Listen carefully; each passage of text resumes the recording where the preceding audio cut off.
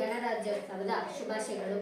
ಇಂದಿನ ಕಾರ್ಯಕ್ರಮದಲ್ಲಿ ಉಪಸ್ಥಿತರಿರುವ ಮುಖ್ಯ ಅತಿಥಿಗಳೇ, ಎಚ್.ಎಂ. ಸರ್, ಗುರುವೃಂದದವರೇ, ಪ್ರೀತಿಯ ಗೆಳೆಯ ಗೆಳತಿಯರೇ, ಭಾರತೀಯ ಸಂವಿಧಾನದ ಪಿತಾಮಹ ಎಂದು ಕರೆಯಲ್ಪಡುವ ಡಾಕ್ಟರ್ ಬಿ.ಆರ್. ಅಂಬೇಡ್ಕರ್ ಅವರ ನೇತೃತ್ವದಲ್ಲಿ ಸಂವಿಧಾನವನ್ನು ರಚಿಸಲಾಗಿದೆ. ವಿಶ್ವದಲ್ಲೇ ದೊಡ್ಡ ಪ್ರಜಾಪ್ರಭುತ್ವ ದೇಶ ಎಂಬ ಹೆಗ್ಗಳಿಕೆ ಭಾರತದಾಗಿದೆ. ಅಷ್ಟೇ ಅಲ್ಲದೆ ಜಗತ್ತಿನಲ್ಲೇ ಅತಿ ದೊಡ್ಡ ಲಿಖಿತ ಸಂವಿಧಾನ ಹೊಂದಿರುವ ದೇಶ ನಮ್ಮದು.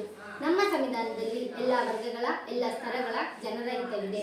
ಜೊತೆಗೆ ಪ್ರಜಾಪ್ರಭುತ್ವದ ಭದ್ರ ಬುನಾದಿಯು ನಮ್ಮ ಸಂವಿಧಾನವಾಗಿದೆ. ಭಾರತ ಸಂವಿಧಾನವು ಇತಿಹಾಸದಲ್ಲಿ 1949 ನವೆಂಬರ್ 26 ಪ್ರಮುಖವಾದ ದಿನ. ಕಾರಣ, ನಮ್ಮ ದೇಶಕ್ಕೆ ಸಂವಿಧಾನ ಅಳವಡಿಸಿಕೊಂಡಿರುವ ದಿನವಿದು.